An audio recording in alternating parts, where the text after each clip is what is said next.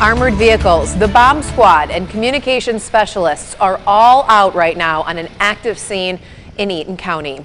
It's our top story at 5. Thanks for joining us. I'm Lauren Thompson. This is happening in Hamlin Township. That's where a shooting is under investigation tonight, and it's led to a possible standoff. Many residents there are sheltering in place under advisement from the Eaton County Sheriff's Department. This all started around 11 o'clock this morning. It's still happening right now on 5 Point Highway between Canfield Road and Freeman. That's just west of Eaton Rapids.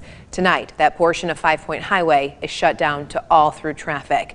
We go now live to the scene. That's where 6 News reporter Tony Garcia has been since this whole thing started this morning. He's here for you now. Tony, what more can you tell us tonight? Millions of dollars have been given to sexual assault survivors of former USA gymnastics doctor Larry Nassar.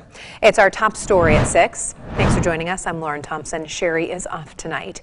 After a 5-year legal battle, sexual assault survivors of Nassar have reached a settlement for $380 million.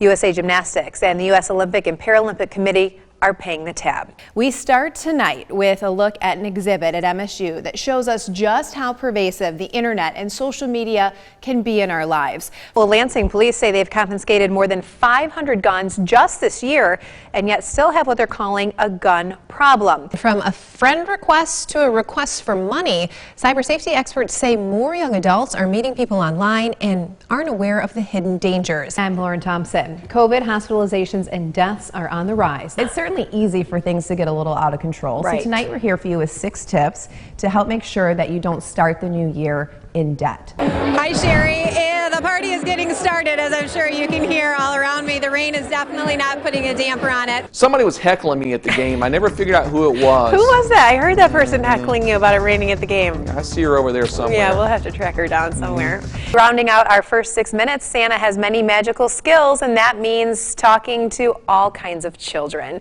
He speaks every language, including American Sign Language, and kids at this special event in Granger, Indiana were just overjoyed. They call him Signing Santa, and organizers say he created an atmosphere of inclusion for many deaf and hard of hearing people in that area. Organizers say the Signing Santa is now an annual tradition. It's like a page right out of Miracle on 34th Street, isn't it, Jim? That's so great, yeah. Speaking of Santa, we're hoping he'll bring our snow because it doesn't look like Mother Nature will. Good morning, Sarah. It's certainly an exciting day out here on campus, and I have Coach Tom Izzo and Lupe Izzo. Tell us about this event today and how exciting this is. Oh, we're really excited. Welcome back. President Biden made a stop here in the Great Lakes State on Wednesday, where he delivered remarks to about 300 union auto workers in Detroit. His stop in the Motor City came just days after he signed the new infrastructure deal. He says it will help with the expansion of electric vehicle charging stations across the country. The president also promised it will create good-paying union jobs nationwide. Take a listen. Good evening, everyone, and welcome to the first Jackson mayoral debate. I'm Lauren Thompson. In a little less than 4 weeks, residents of Jackson will choose someone to help lead the city for the next 2 years. It's a big and important job. There was big debate across the nation last year over this defund the police movement. Now, the phrase does have a lot of different interpretations. It could mean everything from shifting more money to the mental health aspect of crime to cutting or eliminating police officers. So whether you use the phrase or not, how do you envision police funding if you were to take over as mayor? Mr. Wilson, do you have any specific thoughts on this?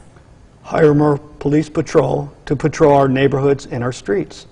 So you are for spending more money to put more police on the streets? Yes. Councilmember Spitzley, what is your take on the violence? I see you nodding your head there, and your plan to address it if elected.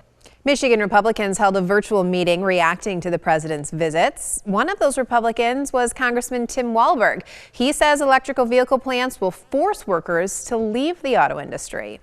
When it comes to vaccinations, children as young as 12 can get it now. Soon we could be going down to 5. We know that the president recently has issued a vaccine mandate for businesses to require employees to get the vaccine. Do you see that happening for schools and students in the future? I do.